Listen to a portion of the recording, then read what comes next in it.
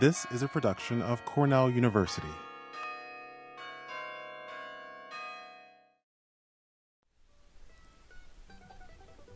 Welcome to the Mann Library Chats and the Stacks Book Talk series. In today's talk, originally presented at Mann on Thursday, November 13th, 2008, David Brown and Nina Glasgow discussed their book on rural retirement migration. While most people entering retirement are residentially stable, those who do migrate are most likely to move to rural communities.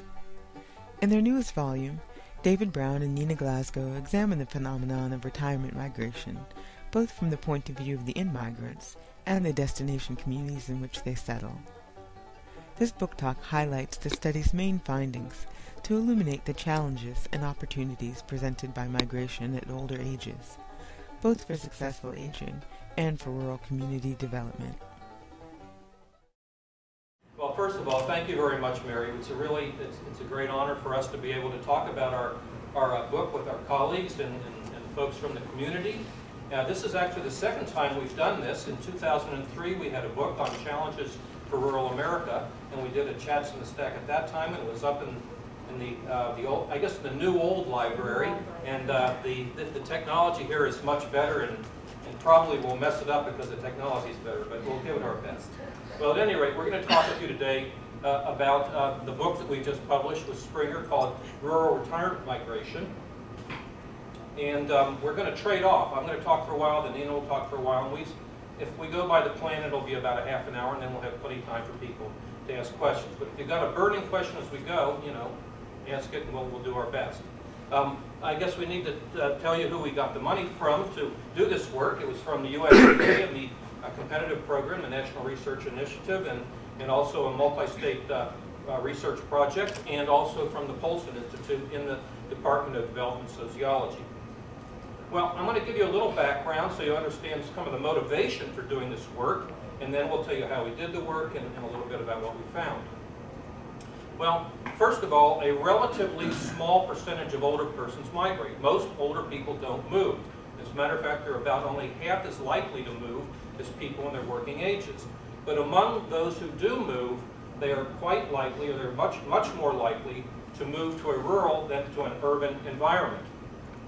Another important aspect of the background is that in-migration at ages 60 and above has been one of the most important and consistent sources of rural population growth in the U.S., and I would tell you also in England and in various parts of Western Europe for at least the last 30 years. And so when lots of other kinds of places were declining and losing people, these rural retirement destinations were doing quite well.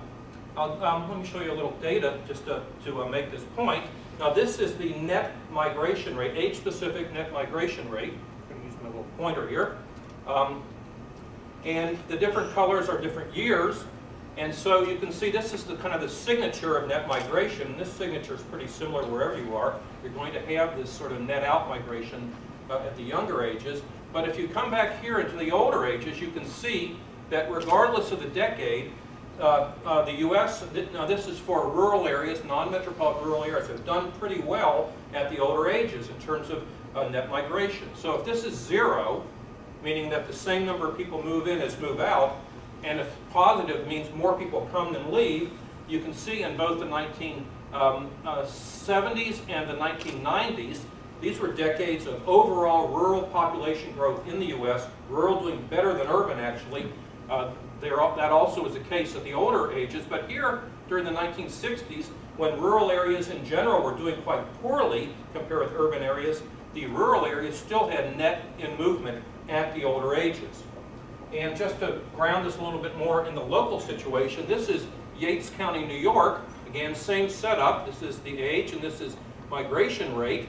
And you can see that throughout the last 50 years, Yates County has had pretty substantial in-migration at older ages.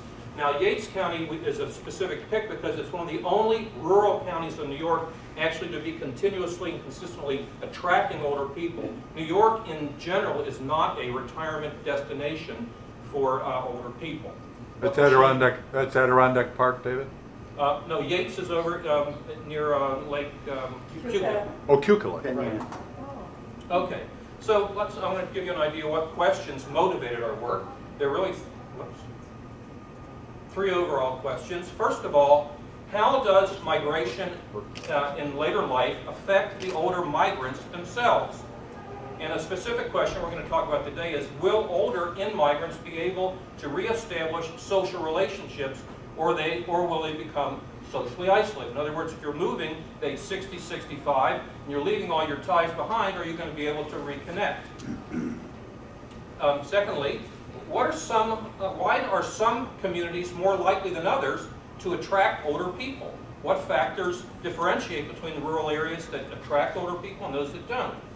And the third question we're going to talk about today is, how does attracting older migrants affect the destination communities themselves? And in general, is attracting older people perceived in a positive or a negative way? So one other point, we have, now those are kind of the policy and the disciplinary motivations for the work, but we also have a personal motivation. And we wanted to, I think many of you know that we're not only colleagues, we're spouses, and we'd written some things together during our careers, but we'd never done a major project together. So we were looking for a way to combine our long-term interests in a common project. And so Nina has done a lot of work in rural aging and retirement migration, and also this whole idea of social integration. How do people maintain consistent social roles over their life courses? And my work is more in the general area of rural population dynamics. And so this was a way to bring these two things together. So what are we going to do today? We're going to briefly describe the study's overall design. We're going to review selected findings from 3 parts of the study, and there's lots more, and you can take a look at the book if you want to see lots of the other stuff in the book. And we're going to discuss a few of the policy lessons we think that are learned from this research. So I'm going to turn it over to Nina. She's going to take over, and then we'll switch back and forth. Okay, so I'm going to give you a brief overview of the methods that we used in this research. We used a multiple methods research design. The most important part of which was this panel survey of older residents in 14 rural retirement destinations. We also did some case studies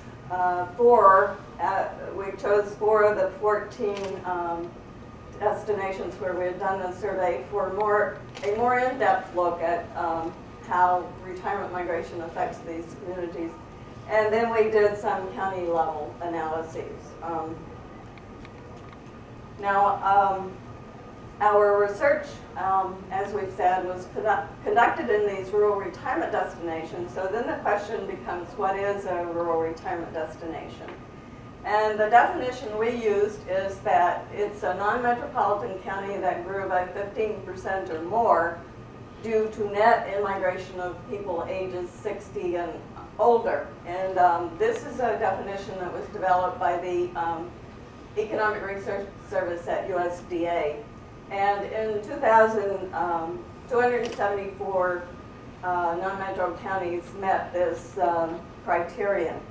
And that's out of a total of about 2,000 non-metro counties.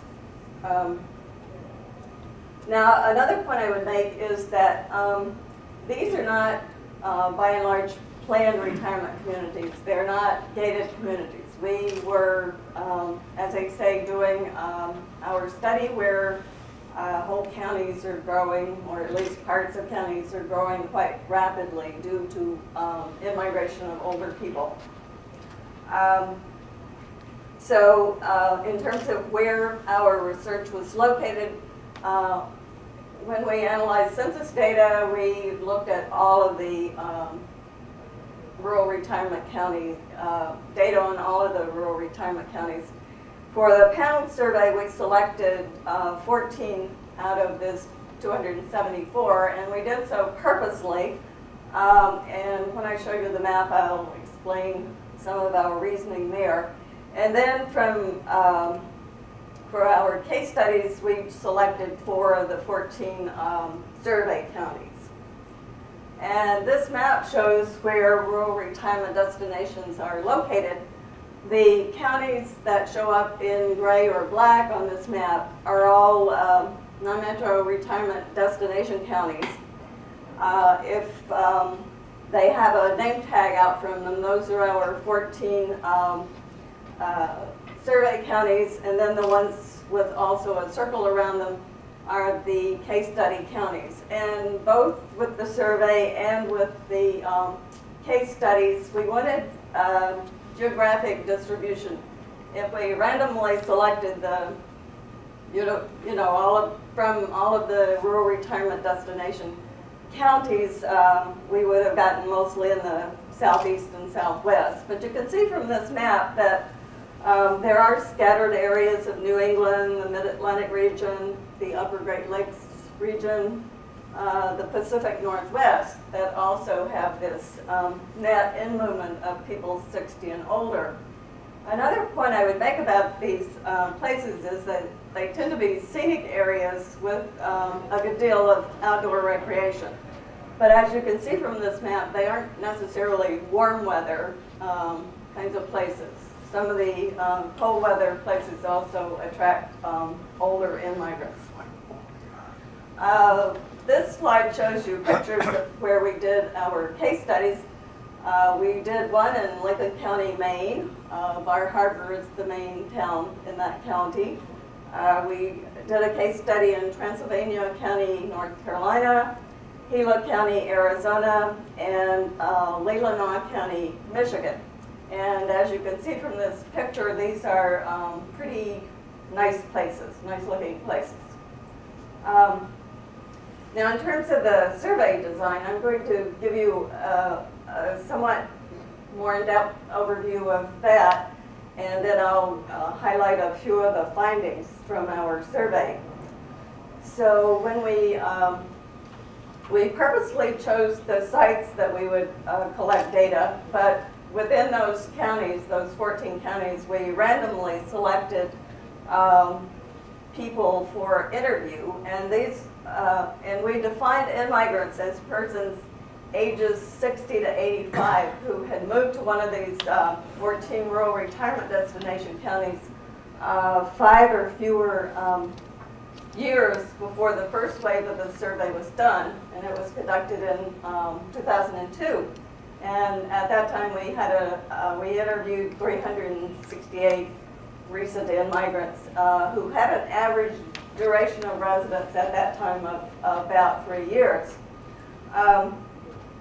We also we had a match sample of longer-term residents, and here we had, in these same places, here we had an N of 430, and these people had lived there on average about 20 years. The survey was done by telephone interview. We contracted with the Survey Research Institute on campus to do the interviews. And it was a two-way panel study, with the first wave collected in 2002 and the second in 2005. And by 2005, we were able to re-interview 81% of the people we had initially interviewed. And we were focusing on questions pertaining to their social participation, migration decision-making, health and functional ability, and their socioeconomic characteristics. By wave 2, we focused more closely on changes in participation, health, and functional ability. So, okay, so now I'll report some of our findings from the survey. And the question we were asking here is, will older immigrants be able to establish social relationships, or will they become socially isolated?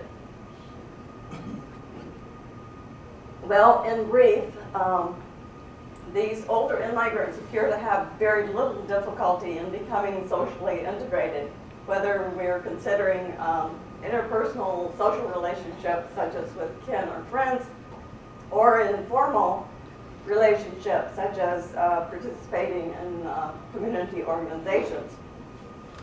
In our book, we also present data that shows that the people who are more socially integrated tend to have better health. So it contributes to the well-being in these among these older people who have moved in. So I think Frank Young and I used to have a motto: a club for everybody, everybody in a club. Okay, so now to show you a chart from some of our findings from the 2005 survey. You can see that,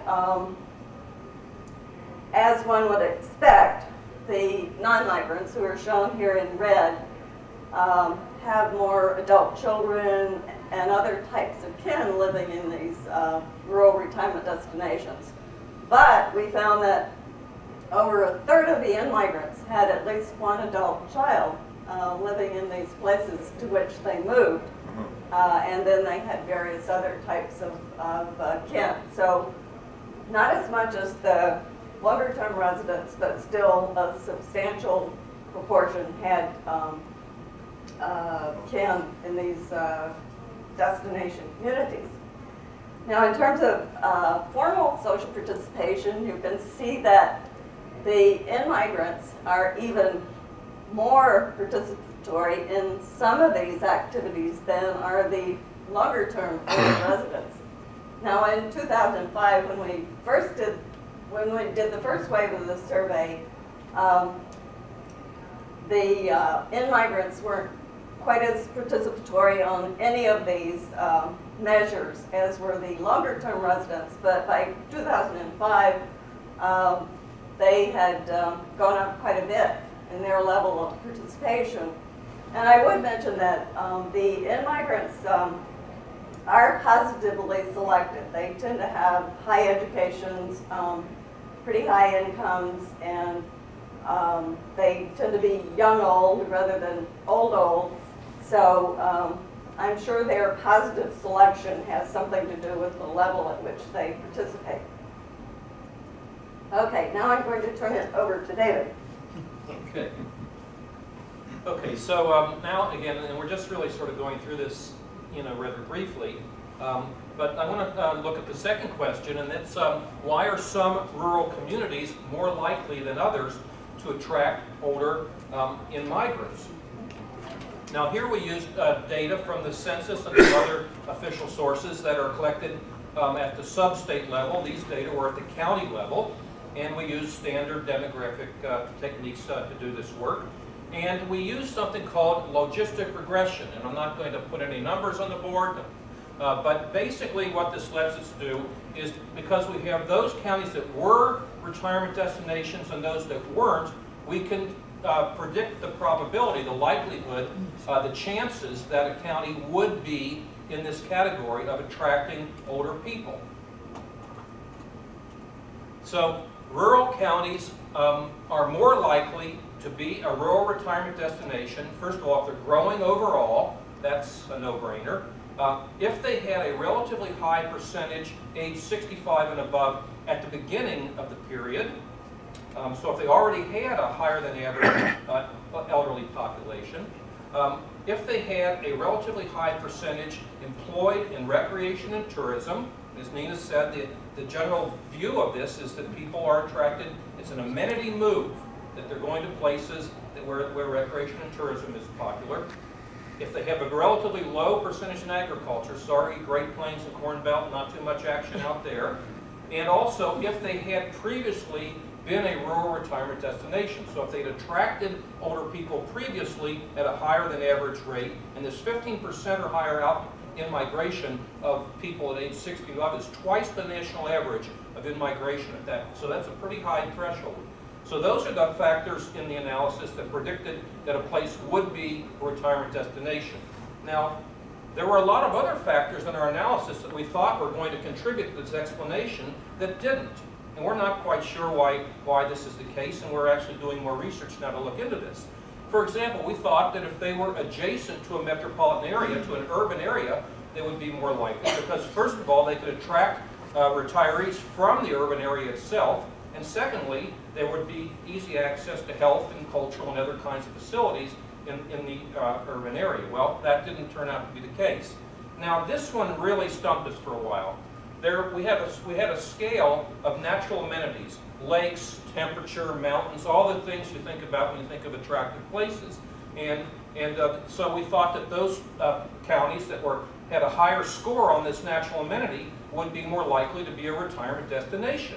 But they didn't work. And we took the index apart and looked at all the separate things, and we did all kinds of stuff. We thought maybe that the natural amenity scale was highly correlated with the recreation and tourism employment.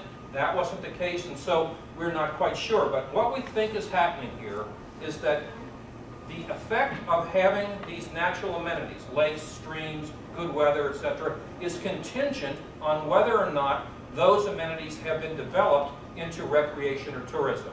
And so you don't get any boost at all just by being pretty unless someone's built a ski hill there. That's sort of in the simplest way to put it. And that's something that we're examining right now in some work we're doing.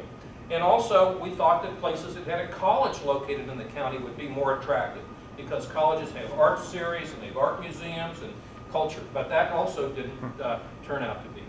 Okay. And we also thought that places that had higher socioeconomic status, education, low poverty, low percent minority, this is a primarily white phenomena. The people moving in there are primarily white. We thought those factors also would make a difference, but none of those were in our analysis. Jerry, sure. I'd like to argue with you a little bit about your first point, adjacent to a metropolitan area. I wonder if you're not overstating this, because my first look at where you chose these destinations, I've worked with the data looking at where metropolitan areas are, and they're along the eastern seaboard, the western seaboard, along the south, curving up to Michigan. So if it's not adjacent, it's not rural in the sticks either. Right. It wouldn't be, not necessarily rural in the sticks, but we controlled for a few other things like the percent urban to try to find out whether they were rural in the sticks. So I don't know. You know, like I said, we thought that being closer to a metropolitan area would make a positive difference. The way that this is measured, this adjacency, is not just being physically adjacent, in other words, having a county with a geographic boundary, but also having a minimum amount of commuting between the two. So there has to be some social relationship between them. So we don't know. It didn't turn out the way we expected, so maybe we'll take another check at it. David, in addition, when these older folks moved back, they moved back to where their kin were. Apparently their kin were able to be employed at a younger age. So there had to be significant employment for younger folks that wanted to stay in a rural neighborhood. Well, now we're going to get to that in a minute I think when Nina takes over. But this idea of intergenerational ties becomes important to the story later on. And so, yeah, these are places that actually, had something enough going on. But one of the places, for example, Brevard, North Carolina, used to be a very large manufacturing place, and it attracted lots of people to work, not as retirees. But all of those plants have recently in terms of when we did our study, gone out of business. And they told us that those activities had been replaced with retirement-oriented facilities. So that's an interesting story, but definitely this intergenerational pull is part of the story. Okay, so what does this analysis tell us about why some places are more likely than others to become retirement destinations? Well, first of all, becoming a retirement destination is a temporal process. It doesn't happen overnight. It isn't just shazam, you're a retirement destination.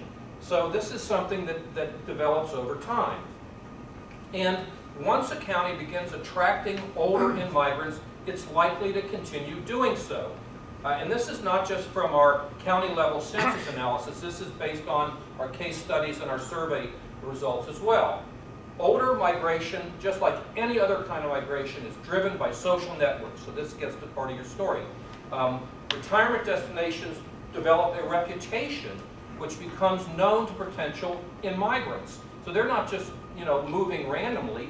They're focusing on places that have some profile as a place to go. So again, the variable in our equation of having a higher than average rate at age 65 in the beginning of the period helps predict whether they'll continue to do this. And also, some states and some localities actively recruit older in-migrants. Migrants are drawn to places where they have prior experience, particularly as vacationers, visitors, and/or workers. And so this is, I think, why the recreation and tourism pull is not simply because they're nice places or there's recreation and tourism. It's because they've been there before as vacationers or as visitors. And again, this was in our interviews with people. This came up time and time again. Now, and finally, they are drawn to these places where they have pre-existing social relationships. Adult children, clearly, friends from previous vacationing. Quite a number of people told us, yeah, my neighbor here, we rented the cottage next to him for 20 years. And we stayed in touch, and he moved up there, and he wrote to us, he said, when you retire, why don't you come join us? And also business contacts. So. Okay, now I'm going to talk about our case study design and some of our findings there. As I said earlier, we selected one rural retirement county in each major region of the country. And we did lots of preliminary research on the web, and we scheduled most of the interviews we conducted prior to arriving in these counties. We did 1 week of field work in each of the 4 counties, and in each county we interviewed 10 to 12 public officials, business owners, service providers, or organizational leaders. We also followed up and did face-to-face interviews with 6 to 7 of our survey respondents, people who had responded to both Wave 1 and Wave 2 of our survey, to get a better handle on some of their motivations for moving there and what their experiences are. We had interview guides for both types of interviews, but these were rather free-flowing, conversational type interviews, and David and I conducted the interviews together. Just to show you, or give you a feel of what some of these people were like, I'm pointing it in the wrong direction. The person on the top left here is the mayor of Payson, Arizona. And he wasn't in our survey, but we were interviewing him because he was a public official. But in talking with him, it became clear that he also was a retiree in-migrant himself. He had lived there only a short period of time. And the woman on the bottom is a selectman from Southport, Maine, who is a lifelong Mainer and an entrepreneur in the community. Now, the 2 pictures on the right are pictures of some of the in-migrants that we interviewed. And the picture on the top right illustrates one of the primary characteristics that we find about this move of older people to rural retirement destinations. They tend to move as married couples. So, later on they may become widowed, but early on they tend to be married. And then this is a picture of a retired doctor who was doing quite a bit of volunteering in the community. So in terms of, with our case studies, we were trying to determine how does attracting older migrants affect the destination rural communities. So how do these local leaders, public officials, view this in-migration of older people? And we found from all of these interviews that in-migration of older people tended to have both, present both opportunities and challenges for these places. And whether older in-migration was viewed as positive or negative tended to depend on one's position in the local social structure. We also found that there was a lot of ambivalence about the older in-migration when we interviewed the public officials and longer-term residents of these areas. And it was quite common for the longer-term residents to have nicknames for the in-migrants. In one place, they called them PFAs, and we asked, what are PFAs? And they were people from away. So this idea of a generalized other came through.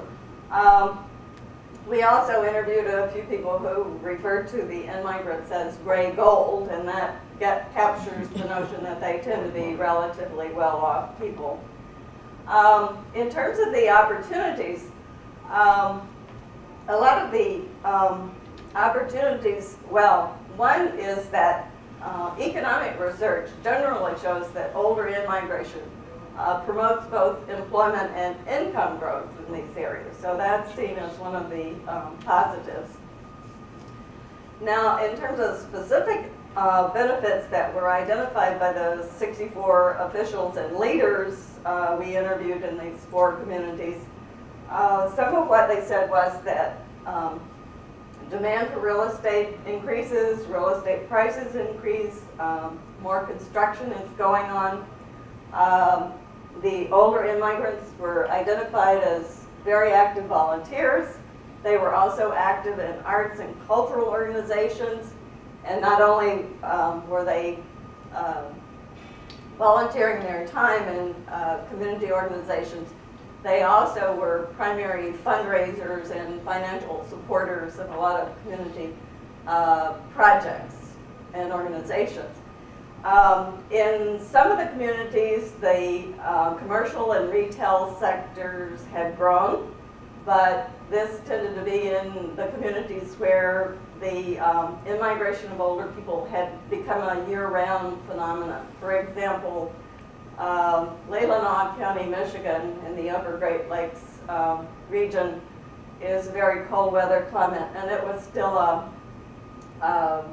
primarily, well, it emptied out in the winter. So it was not a year-round residence, and the commercial development there wasn't as great as in some of the other places. We also found that medical services and the number of healthcare professionals tended to increase in these places as a result of the in-movement of older people, but more so in some places than in others.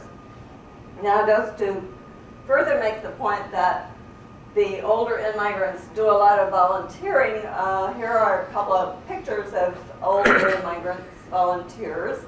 And the man on the right is a retired architect who identified at least 12 different volunteer roles he was involved in. Now, he was an outlier. Most people weren't involved in that many volunteer activities, but they were definitely very active in these communities.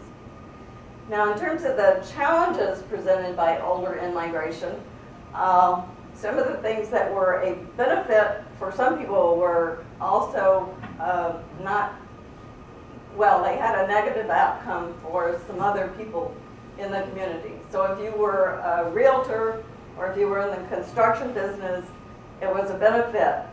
But increasing housing prices had the effect of pricing some moderate and low-income persons out of the housing market. So housing affordability became a problem for some people. So certain types of displacement were evident. In terms of volunteerism, okay, they were providing a lot of good services and doing a lot of good things in the communities, but their volunteerism may undercut the market for paid professionals.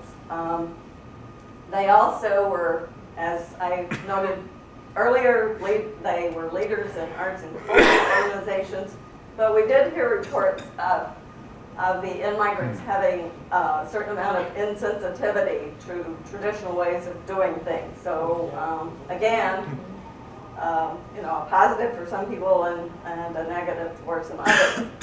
Now, in terms of political leadership, there was in some places competition between the long-term leadership of these communities and the in-migrants. And the mayor of Payson, who was an in-migrant himself, provides a good example of that. And also, at times, the in-migrants had different agendas from the longer-term residents. Now, another issue in terms of what are the challenges, one of them is what will happen to these older people as they advance in age in these rural retirement destinations. And sometimes this is referred to as aging in place. So the question is, will the costs eventually overwhelm the benefits that they bring to these communities, such as in the area of providing public transportation, health care, and informal caregiving? So that's a brief summary of some of our results from the case studies. And I'm going to turn it back over to David.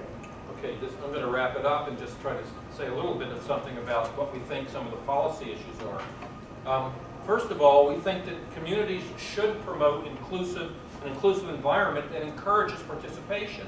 And this, again, this promotes successful aging, so it's very good from the older person's standpoint, but it also enhances the supply of volunteers to participate in various organizations and civic engagement and everything. So this is a win-win situation, but it's not something that necessarily happens automatically. Secondly, we think that community decision-making needs to be open and inclusive. And the in-migrants, as Nina said, tend to be positively selected. A high percentage of them had high-level professional jobs in their previous locations. They're pretty, you know, they know what's going on. And so in Payson, Arizona, for example, that guy had only been there for about 3 years, and he was already mayor. And he was very disparaging of the long-term leadership in the county. And he led a social movement to kick the bums out. And so you can imagine that this generates resentment. So I think that, you know, we would recommend that all of the different interests from the migrants, the non-migrants, and all the varieties in between need to be heard. Otherwise, there's a chance that these migrants will be insensitive and will you know, get the upper hand in a way that is presented by a lot of the other folks. Finally, we think that community planning should engage with both shorter and longer-term concerns. Now, it's very easy to look at the short-term benefits of this, but what happens over time? And again, I want to touch back to this whole issue of aging in place to make this point. So this was one of our favorite interviewees. This was a sweet old woman that had moved there, probably, this I think was in Michigan? No, Maine. In Maine, moved there about 15 years ago, and she's, you know, to be with her kids, and she's, get that wrong too? Well, she was an in-migrant, so she had not been there 15 years. She'd been there for a while. Okay, at any rate, yeah, you're right. Okay, so at any rate, she was definitely in the older range of the people we interviewed. But she was really sweet, and she, you know, she was in pretty good shape in a lot of ways. Well, there's Litwack and Longino, two well-known social gerontologists, a number of years ago, published a theory called a developmental theory of older migration. And this theory says that migration in the later part of life is a series of moves that's associated with various life course transitions at this period of your life. And then a first move is made in the 60s or so, and it's an amenity-based move. And the second move is an assistance-based move, generally triggered by some type of an adverse event. Death of a spouse, an onset of illness, a disability, a financial reversal, something like that. And the prediction from this theory is that most older immigrants will not age in place. And so if you're a community developer and you want to bet on this, you're going to say, this is a great deal. I'm going to attract a bunch of these people because they're going to make a lot of investments and there will be a huge number of benefits to my community. But when they start costing us more than they're benefiting, they'll be going somewhere else. Well, we don't think so. You know, remember, our research shows that a third of our immigrants in our study, and it's not a national study, it's in 14 different counties, but it's spread pretty much around the country. At least a third of these people have at least one adult child within a half an hour of their home, and a lot of other relatives as well. And so we think these people have been combining the amenity move with the assistance move into one move. And we believe that some percentage of them, perhaps a large percentage, and we have to follow them over time to determine this, that we think that a significant percentage of these people are going to age in place in the retirement community.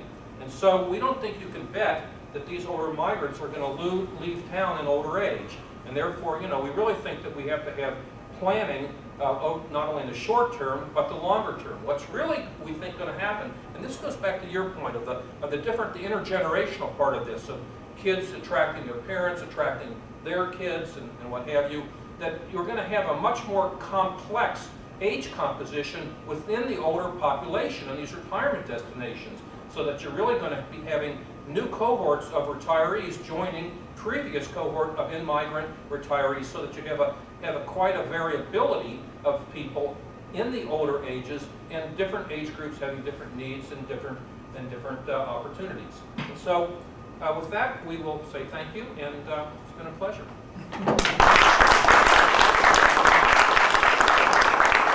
So, any question except the hostile kind? I'm going to go on this side, and then I'll come back here. Yes? I'm curious as to what type of housing these in-migrants secured once they reached the rural destination. Nice housing. I mean, independent, like they bought homes, single-family homes, or were they securing any type of retirement community? A mix. I would say that, again, we had case studies in 4 places, and if we were able, you might say, why did you pick 14 and then why 4? Well, we had a budget constraint, a hard budget constraint, and so that's how much money we had to spend. But it was mixed, but some of the people were in, developments, and the developments were not age segregated or gated or anything in general, but they would have a probably higher percentage of older people than the average development. But some of them built these McMansions out on large pieces of land. We drove up to this one guy's house, and it was up on this hill, and I was thinking, I would hate to drive up here if I'd had a few too many to drink. Now, what's going to happen when this guy has to relinquish his driver's license? In places with no public transportation. So housing was mixed, but a lot. I would say the majority were in single-family, freestanding, substantial houses. Did I get it right?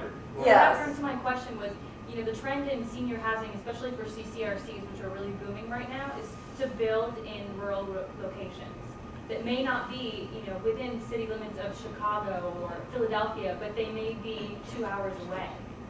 There was one CCRC in these 4 counties, and that was in Lincoln County, Maine. So there was some of that, but by and large, these were people who were just living out in the community.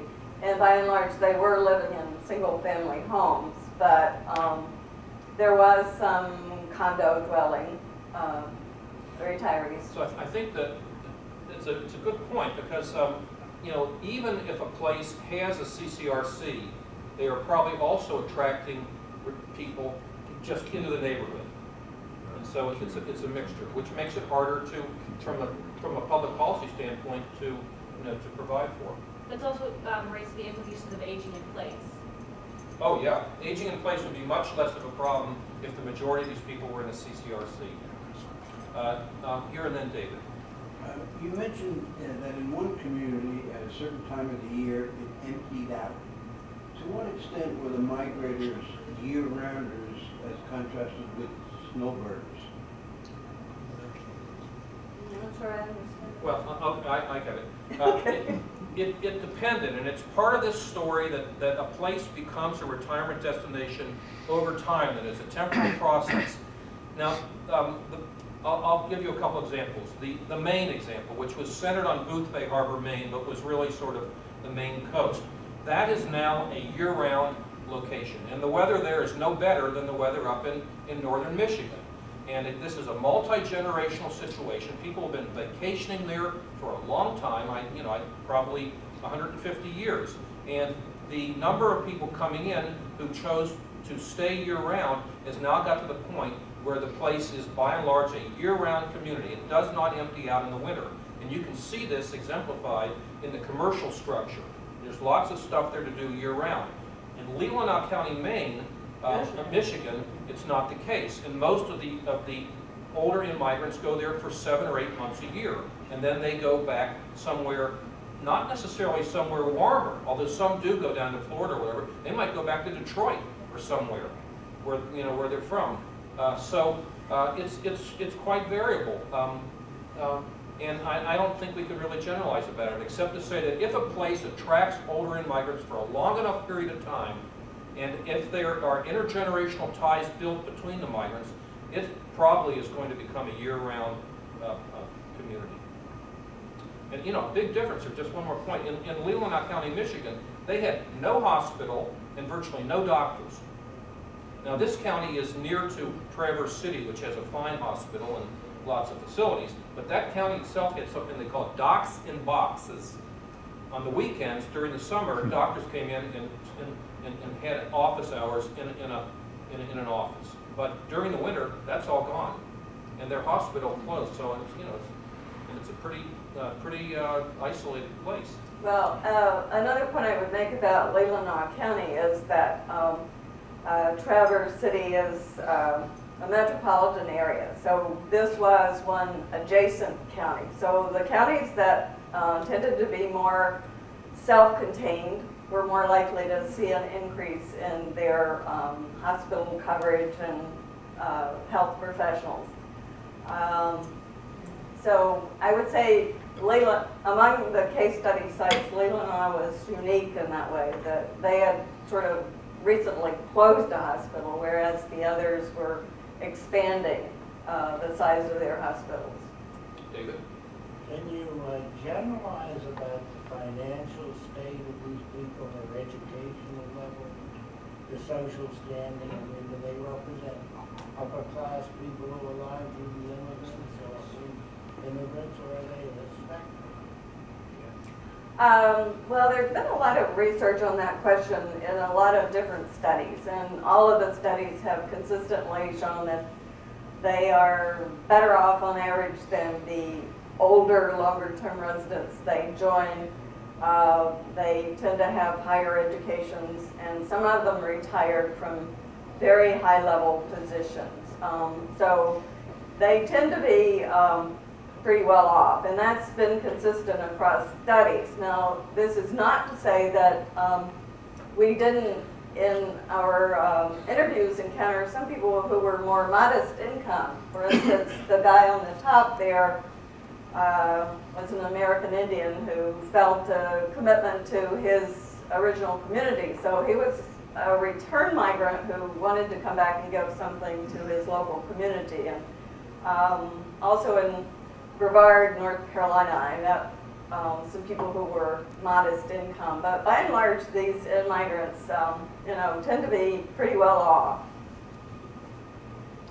You didn't mention anything about the tax structure of the communities relative to either the state or the local county taxes relative to where the people had been residents. This seemed to be very big down in Branson, for example. I'm hesitating because I don't really have any, you know, I don't know much about this.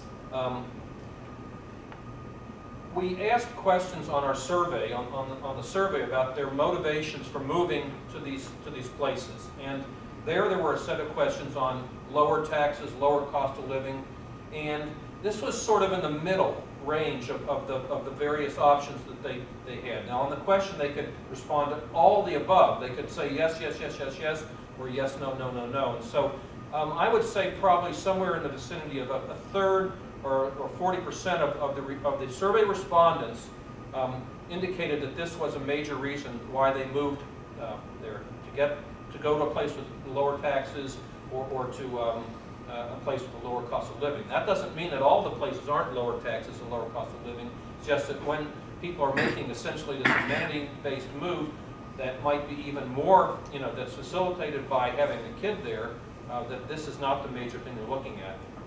One of the problems that I saw was that it seemed like with the demands on the healthcare system requiring taxes to build up infrastructure, immigrants seem more tolerant of this than the local residents who really resented this surcharge, as it were, for the old gold. Well, I think, you know, again, it's not something that we ask directly either in the surveys or in the case studies. It certainly seems reasonable to me that there would be some of those kinds of conflicts. But again, if one of the responses to this is that you're getting better health services, that's probably not seen as a net negative, even though it might, you know, from a financial standpoint, might be rough.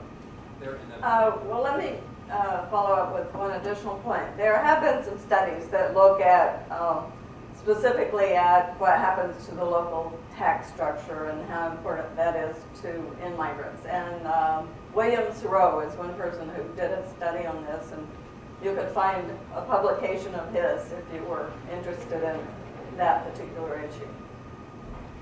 Sure.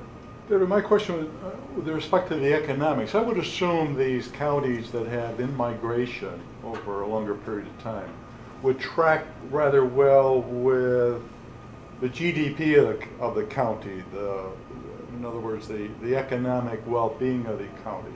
So the counties that were in demise, if you will, economically, would not be attracting in-migration of older folks. See if I can see if I got.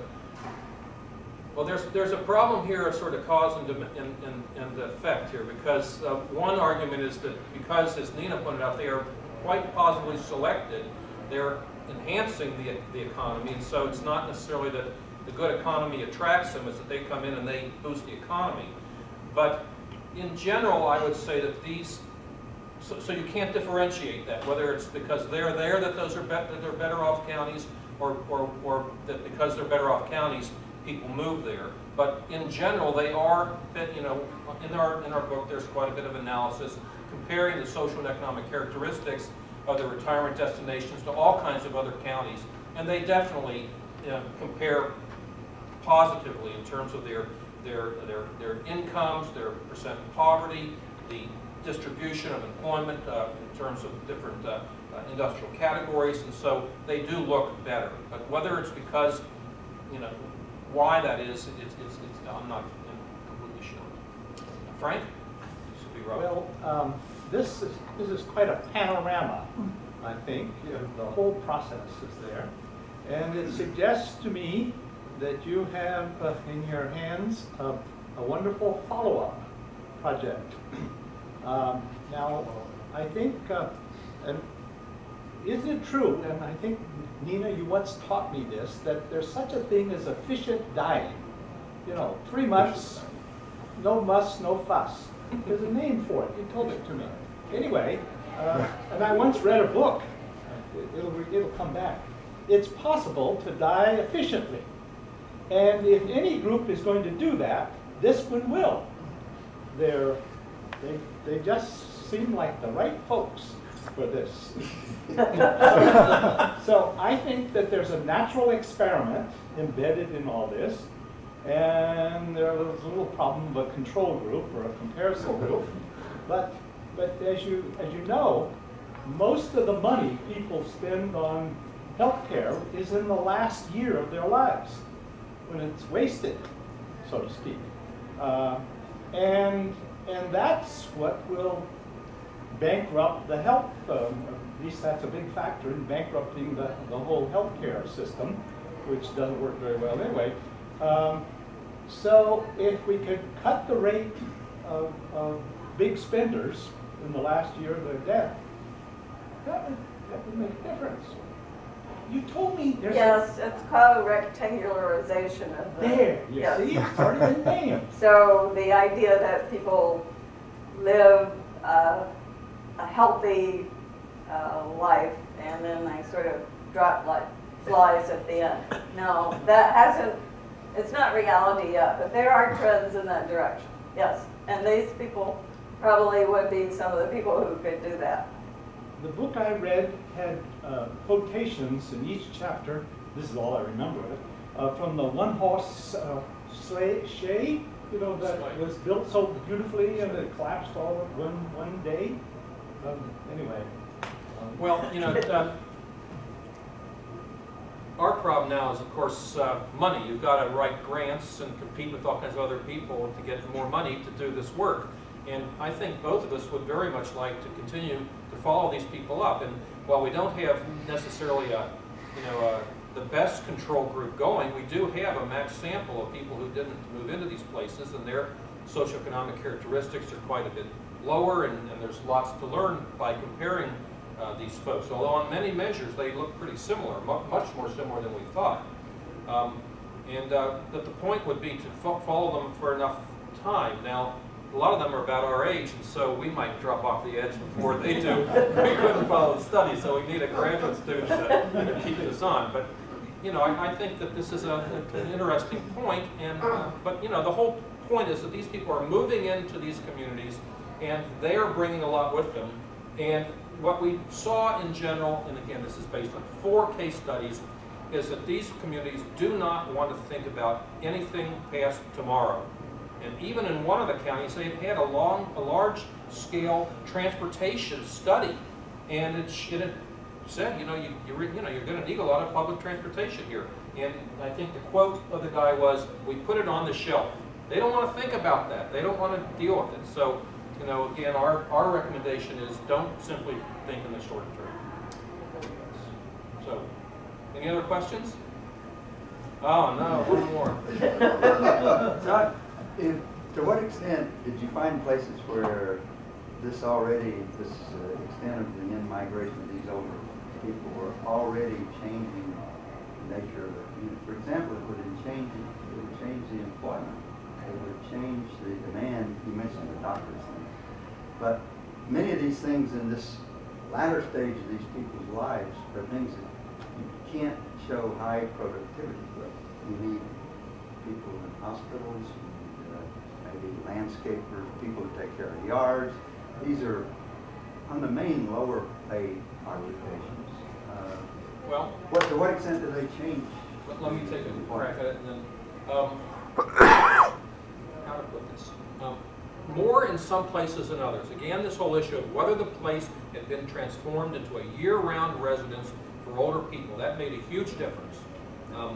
But the other point is that because so many of the service providers, nurses, teachers, social workers, et cetera, can't afford to live in these places. They are displaced out. That if you just look at the data from the census, which is by place of residence, you won't see a lot of these changes because a lot of the change that's occurring is in the adjacent counties where these people are kind of displaced to. So, I mean, you know, there's no question that this phenomena, if it's a large enough scale phenomena in the area, in the way we selected our counties, 15% or higher net out in migration at age 60 and above, that'll get your attention. That it's making a lot of difference. One of the questions, the first question we asked in our interviews and our case studies was, is this happening? We just wanted to find out if the local officials even recognized the phenomena. Well, they were on that immediately. Absolutely no question about it.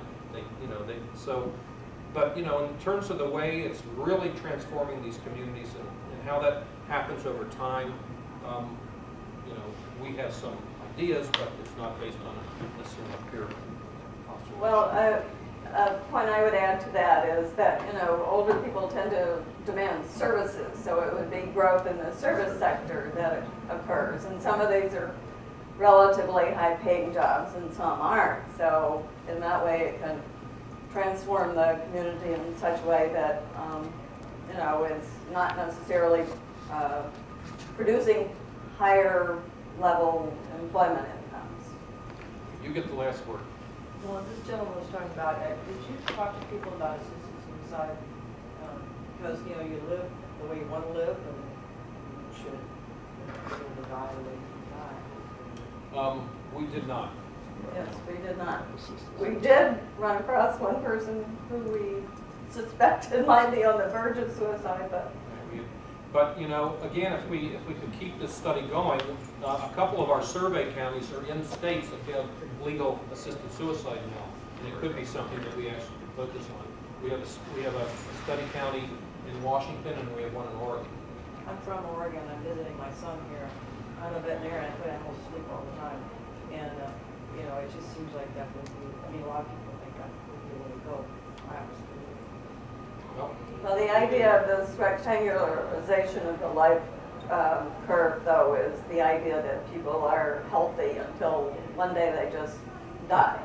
If you look at the age curve of mortality, it's like this, and an increasing percentage of all deaths are concentrated in the age late 70s and above. So and that's becoming more and more and more concentrated. Remember, Sarah, from our class, we have a nice graph on this. So, but it strikes me that it's not the dying that's the problem. It's people with Alzheimer's or other long-term diseases which are not easily fixed. It requires more care, and the death of a spouse means a total change and really rough. Yeah, and again, what we would say here is that these places don't want to even think about that, and they've got this so-called gray gold there that's coming in with a lot of money and a lot of expertise and a lot of energy, and they don't want to. And they're betting that these people, when they have these types of situations, are going to go somewhere else, and we don't think that's necessarily the case. We'll see. Okay, thank you very much. This has been a production of Cornell University. On the web at cornell.edu.